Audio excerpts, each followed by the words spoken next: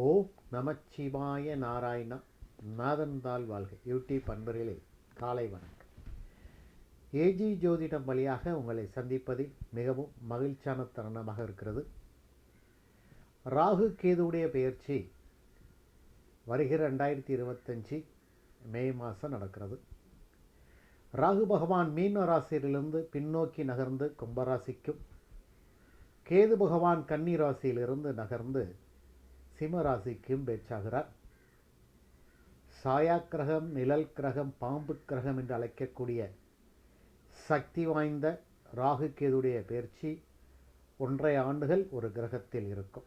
அதனுடைய பலன்கள் ரொம்ப வித்தியாசமாகவும் இருக்கும். அந்த வரிசையில் கடக ராசிக்கு என்ன பலன்கள் இருக்கும் அப்படிங்கிறத நம்ம அந்த வீடியோ காணொலியில் பார்க்கலாம். கடகராசி என்பர்களே, சந்திர பகவானுடைய ஆதிக்கம் நிறைந்த வெண்மையான மனதுக்காரங்க அப்படின்னு சொல்லலாம். கடகங்கிறது ஒரு வீடு தான். சில ராசிக்கு 2 வீடுகள் உண்டு. இது ஒரே ஆதிபத்தியமுடைய கடகராசி என்பர்களே, ராசிக்கு 8ஆம் இடத்தில் ராகு பகவானும், ராசிக்கு 2ஆம் இடத்தில் கேது பகவானும் பேச்சாகிறாங்க. குரு வேற 12ஆம் இடமான மிதுன ராசிக்கு வருகிறார், விரயஸ்தானத்தில் இருக்கிறார். அப்போ 8-2 இரண்டும் நல்ல பயிற்சி என்று கேட்டால் நல்ல பயிற்சி இல்லை என்று தான் சொல்லணும். ராகு 8ல் இருக்கக்கூடாது, கேது 2ல் இருக்கக்கூடாது. 2ஆம் இடங்கிறது தனம், குடும்பம், வாக்குஸ்தானம். சிம்ம ராசிங்கிறது சூரிய பகவான் வீடு, பகை வீடு. ராகுக்கு சனி பகவான் வீடு சம வீடு. குரு வார்த்த ராகு பெரிய லெவலில் கெடுக்க மாட்டார். இருந்தாலும் 8ஆம் இடத்துடைய பலன்களை அவர் செய்வார். அப்போ 8ஆம் இடத்துடைய ராகும் 2ஆம் இடத்துடைய கேது பகவானும். அப்போ கேது 2ல் இருந்தால் குடும்பத்தில் விரிசல்கள் ஏற்படுவதற்கான வாய்ப்புகள் சின்ன விஷயங்களாக நடக்கும். சிறுசாக ஆரம்பிப்போ பிரச்சனைகள். கணவன் மனைவிக்குள்ளே விட்டு கொடுத்து போங்க, அதிகமாக பேசாதீங்க. பழைய பிரச்சனைகளை பேச வேண்டாம், அதிகமாக கோபப்பட வேண்டாம். துணையால் கிட்ட யார்கிட்டையும், கணவனாரி மனைவிட்டினாலும் சரி, வாக்கு கொடுக்கும் போது கவனமாக வாக்கு கொடுத்து விடுங்க. 2ஆம் இடத்தில் கேது இருக்கிறார், பகை வீட்டில் இருக்கிறார். நான் இந்த டயத்தில் இதை செஞ்சிடறேன் அதை செஞ்சிடறேன்னு சொல்லி தவறான வாக்குறுதிகளை கொடுத்து விட்டு ஏமாற்ற வேண்டாம். அது மூலம் பெரிய விளைவுகளை சந்திக்க வேண்டியிருக்கும். நீங்கள் அன்றைக்கி கொடுத்த வாக்கு இப்போ நிறைவேற்றுங்கன்னு சொல்லி உங்களை ரொம்ப டார்ச்சர் பண்ணுவாங்க. அதனால் வாக்கு ஸ்தானத்தை பொறுத்த வரைக்கும் பேசாமல் இருக்கிறது நல்லது. கேது ஞானக்காரகன் என்று சொன்னாலும் பாவ கிரகத்தில் வருகிறனால, பாம்பு கிரகங்கள் பொறுத்த வரைக்கும் 3, 6, 10, 11 உபய ஜெயஸ்தானத்தில் இருந்தால் மிகப்பெரிய நல்ல பலன்களை, நன்மைகளை செய்வார் என்பதுதான் ஜோதிடத்தில் விதி. 2ஆம் இடங்கிறது அவ்வளோ விசேஷம் இல்லை. அப்போ பண வரவில் கொஞ்சம் தடுமாற்றங்களும் செலவுகளும் இருக்கும். சிக்கனமாக செலவு பண்ணுங்க. கணவன் மனைவி உறவை கண்டிப்பாக பேணிக்கிடுங்க. வேலை சம்பந்தப்பட்ட விஷயங்களில் வேலை ஏதோ இப்போ மாற்றம் ஏற்படுமானா மாற்றம் ஏற்படாது. மாற்றங்கள் ஏற்படுற மாதிரி வாய்ப்பில் இருந்தாலும் வேண்டான்னு அதை ஒத்தி வைக்கிறது நல்லது. கடகராசி என்பர்களே, கேது 2ஆம் இடத்தில் இருக்கிறனால இப்போ இதை விட்டுட்டு நல்ல வேலைக்கு போனால் இன்னும் அதிகமான சம்பளம் வரும் அப்படின்ட்டு ஆசைப்பட்டு இருக்கிற வேலையை விட வேண்டாம். தனம், ஸ்தானம், பணம். அப்போ பணம் வேறு வேலைக்கு போனால் இந்த அளவுக்கு கூட சம்பளம் கிடைக்காது. அதனால் பண விஷயத்தில் ரொம்ப கராராக இருங்க. கொடுக்கல் வாங்கல், அதாவது தெரியாத நபர்கள்ட்ட, அறிமுகம் இல்லாத நபர்களுக்கு பெரிய தொகையை நீங்கள் கைமாற்றி ஜாமீன் கையெழுத்தோ இல்லை பிறரிடம் வாங்கி கடன் கொடுக்க வேண்டாம். அதிலையும் சிக்கலில் மாட்டிக்கிடுவீங்க. நண்பர்கள், கூட்டாளிகள் விஷயத்தில் கவனமாக இருக்க வேண்டும். நட்பு, பங்குதாரர் விஷயத்திலும் ரொம்ப கவனமாக இருக்க வேண்டும். உற்றார் உறவினர் விஷயத்தில் பேச்சுகளை மட்டும் குறைத்து கொள்ளுங்கள். வாக்குஸ்தானத்தில் கேதுபான் இருக்கனால தேவையில்லாமல் பேசி வம்பை விலைக்கு வாங்க வேண்டாம். அதனால் 2ஆம் இடத்துல கேது பகவான் இருக்கிறது நல்லதில்லை. இவ்வளோ விஷயங்களை நீங்கள் கட்டுப்பாடாக இருந்தால், உங்களுடைய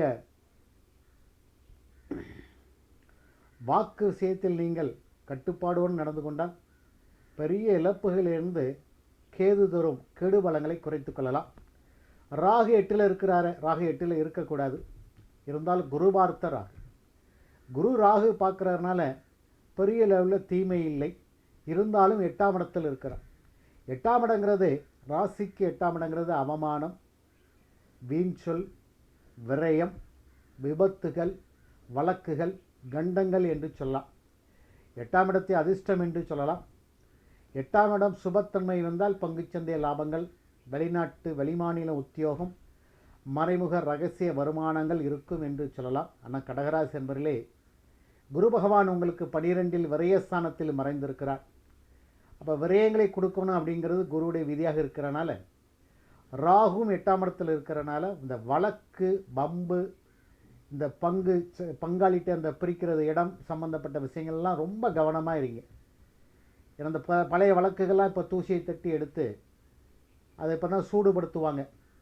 அதில் கொஞ்சம் உஜாராக இருங்க. தேவையில்லாமல் நீங்கள் மாட்டிக்கிடாதீங்க. எப்படி வழக்குகள் ஏற்படும்னா, வாக்குஸ்தானத்தில் ஏற்கனவே கேது இருக்கிறார். நீங்கள் தேவையில்லாமல் பேசி அந்த விஷயத்தை பெருசுப்படுத்தி அது மூலம் உங்களுக்கு சிக்கலை ஏற்படுத்திவிட வேண்டாம். வாகனம் சம்பந்தப்பட்ட விஷயங்களில் செல்லும் போது, கார் ஓட்டினாலும் பைக் ஓட்டினாலும் சைக்கிள் ஓட்டினாலும் கவனமாக செல்லுங்கள். கடகராசி என்பவர்களே, வேகமாக செல்ல வேண்டாம். வேகமாக செல்ல 8ஆம் இடத்துல ராகு இருக்கிறனால விபத்துகள் ஏற்படுவதற்கான வாய்ப்புகள் இருக்கிறது. இருந்தாலும் குரு பார்க்கிறார். பெரிய விபத்துகளோ கண்டங்களோ கண்டிப்பாக இருக்கிறாது. குரு பார்த்த ராகு ஓரளவு அவர் கெடுபலங்களை குறைத்து தான் செய்வார். இருந்தாலும் ராகு 8ஆம் இடத்தில் இருக்கிறது நல்லது இல்லை என்று தான் சொல்லலாம். எவ்வளோதான் குரு பார்த்தாலும் அந்த இடம் உங்களுக்கு அவ்வளோ ஒன்றும் விசேஷமான இடமில்லை. அதனால் பிரச்சனைகளே நீங்களாக போய் மாட்டிக்கிட வேண்டாம். மற்ற விஷயங்கள் எப்படின்னா, கொடுக்கல் வாங்கல இந்த பண விஷயத்தில் தான் நீங்கள் நிறைய விஷயங்கள் மாட்டிக்கிடுவீங்க. ஏன்னா விரயத்தில் குரு இருக்கிறார், 2ஆம் இடத்தில் கேது இருக்கிறார், 8ஆம் இடத்தில் ராகு இருக்கிறார். இந்த 3 கிரகத்தையும் பாருங்கள், முக்கூட்டு கிரகம் மாதிரி இருக்குது. 3மே உங்களுக்கு தேவையில்லாத இடங்களில் இருக்கிறது. அதான் விரைய இடத்துல குரு பகவான் இருக்கிறனால நீங்கள் யாருக்கும் கடன் கொடுக்கணும் அல்லது பெரிய தொகையை கைமாற்றும் போது இந்த ஜாமீன் கையெழுத்து போட்டு நீங்கள் வம்பில் மாட்டிக்கிடாதீங்க. ஏன்னா ராகு அப்படி தான் மாட்ட வைப்பார். அப்போ பெரிய தொகை உங்கள் மேலே தலையில் விழும். அதெல்லாம் கவனமாக செயல்படுங்கள். கொடுக்கல் வாங்கல் பண விஷயத்தில் ரொம்ப கவனமாக இருங்க. ஜாமீன் கையெழுத்து யாருக்கும் போடாதீங்க. தவறு செய்யாதீங்க.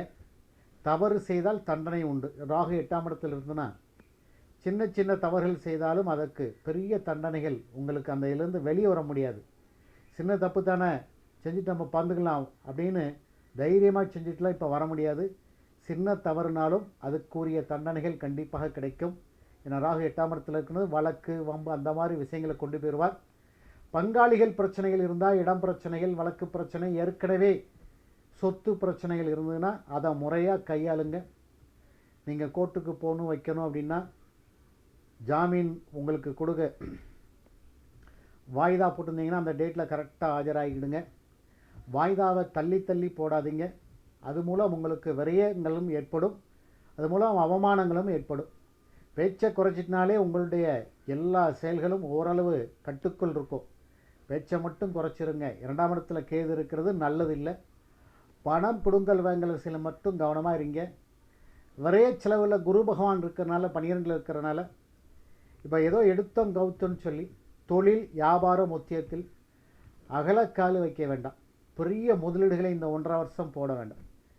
இருக்கிற தொழிலை விரிவாக்கம் செய்ய போகிறேன், அப்போ பெரிய ஒரு கடன் வாங்கி யார்ட்டையாவது தனிநபர்கிட்ட லோன் வாங்கி இந்த வியாபாரத்தை அடுத்த கட்டத்துக்கு விரிவாக்கம் செய்யலாம் அப்படின்னா கண்டிப்பாக வேண்டாங்க. அது கடன் வாங்கி செய்யாதீங்க.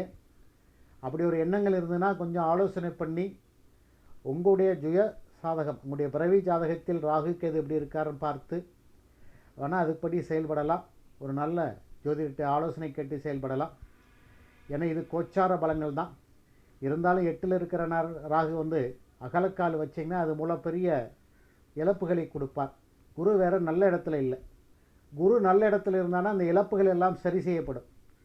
உங்களுக்கு இந்த இழப்புகள் வரும், விரயம் வரும், வழக்குகள் வரும் ஏன்னு சொல்கிறதுக்கு அப்படின்னா, குரு நல்ல இடத்துல ராசிக்கு 11லையோ 7லையோ 5லே இருந்தார் அப்படின்னா இந்த ராகு கேது தரும் பெரிய இழப்புகளை நீங்கள் பெருசாகவே தெரியாது. ஆனால் குரு வேறு 12இல் விரயத்தில் இருந்து விரயத்தை தரன்னு விதி இருக்குது. அப்போ இந்த மாதிரி விஷயங்களை மாட்டிக்கிட்டு இப்போ கூடுதலான விரயங்களாக இருக்கான வாய்ப்பு இருக்கிறது. பெரிய முதலீடுகள் பண்ண வேண்டாம். சொத்து சேர்க்கை வீடு மனை வாங்கும் போது கவனமாக வாங்குங்க. இல்லைன்னா அதை தள்ளி வைத்து கொள்ளலாம். இல்லை வாங்கித்தான் ஆகணும் அப்படின்னு இந்த வருடம் நினைத்தீங்கன்னா சரியான ஆலோசனை கேட்டு பத்திரங்கள்லாம் கரெக்டாக இருக்கான்னு பார்த்து வாங்கிக்கிடுங்க. ஏன்னா விரயத்தை கொடுக்க குரு ரெடியாக இருக்கிறனால, ராகு வேறு 8ல் இருக்கிறனால கவனமாக இருக்கிறது நல்லது. குரு பார்த்த ராகு என்ன செய்வார் அப்படின்னா, திடீர் அதிர்ஷ்ட வாய்ப்பை தருவார். அதான் ரகசிய வருமானம் அதிர்ஷ்ட வாய்ப்புன்னு சொல்லியிருக்கிறேன். இது 2 வகையில் உங்களுக்கு செயல்படும். குரு ராக பார்க்குறனால திடீர்னு பெரிய அமௌண்ட்டு வருது, லாட்ரி டிக்கெட்டில் வருது, இல்லை பங்கு சந்தையில் வருது அப்படின்னு விவரம் தெரியாமல் முதலீடு பண்ண வேண்டாம். நீங்கள் பங்குச்சந்தையில் முதலீடு பண்ணலாம். அதில் விவரம் தெரிஞ்சு இந்த பங்கு வாங்கினா கண்டிப்பாக ஏறும் தெரிஞ்சுன்னா கண்டிப்பாக உங்களுக்கு நாலேஜும் அறிவும் பங்குச்சந்தையில் இருந்துன்னா நீங்கள் முதலீடு பண்ணுங்கள், பெரிய வெற்றி கிடைக்கும். அடுத்தவர்களை நம்பி, 3வது நபர்களை நம்பி பெரிய முதலீடு பங்குச்சந்தையில் பண்ண வேண்டாம். இந்த மாதிரி ஏமாற்றங்கள்லாம் இருக்கும். ஆன்லைன் பிஸ்னஸ் பண்ணவே வேண்டாம். கடகராசி என்பர்களே, ஆன்லைனில் அவ்வளோ பணம் கிடைக்கும் இவ்வளோ பணம் கிடைக்குன்னு வட்டிக்கு ஆசைப்பட்டு இவ்வளோ போடுங்க, ட்ரிபிளாக தரேன்னு பணத்தை போட்டுறாதீங்க. உங்கள் பணம் பூரா, பேங்க் பேலன்ஸ் பூரா ஜீரோவாக மாறிவிடும். ராகுல 8ல் இருக்கார், குரு பார்க்குறார். இருந்தாலும் 12ஆம் இடத்துலேருந்து தான் பார்க்குறார், அதையும் வச்சுக்கிடுங்க. 12ஆம் இடங்கிறது விரைய செலவு. சுப விரயமாக மாற்றிக்கிட்டிங்கன்னா ரொம்ப நல்லது. நல்ல வீடு வாங்கிட்டேன், நல்ல மனம் வாங்கிட்டேன், குழந்தைகள் திருமணம் பண்ணிட்டேன், இல்லை எனக்கு திருமணம் பண்ணிட்டேன்னா இதெல்லாம் சுப விரயம். அசுப விரயம் பெரிய வட்டிக்கு ஆசைப்பட்டு ஆன்லைனில் எப்படி சொன்னாங்க அப்படின்னு சொல்லி நிறைய பணங்களை இழந்து விட வேண்டாம். கவனமாக வாக்கு, பண விஷயத்தில், குடும்ப விஷயத்தில் கவனமாகவும் செயல்பட்டால் ராகு கேது தரும் கெடுபலங்களை குறைத்து கொள்ளலாம். இந்த வீடியோ பிடிச்சிருந்தால் லைக் பண்ணுங்கள், ஷேர் பண்ணுங்கள், சப்ஸ்கிரைப் பண்ணிக்கிடுங்க. ஒரு பெல் பட்டன் அதையும் அழுத்திக்கிடுங்க. அப்படின்னா நாங்கள் போடுற ஒவ்வொரு வீடியோவும் உங்களுக்கு நோட்டிஃபிகேஷன் ஆகும். நன்றி, வணக்கம்.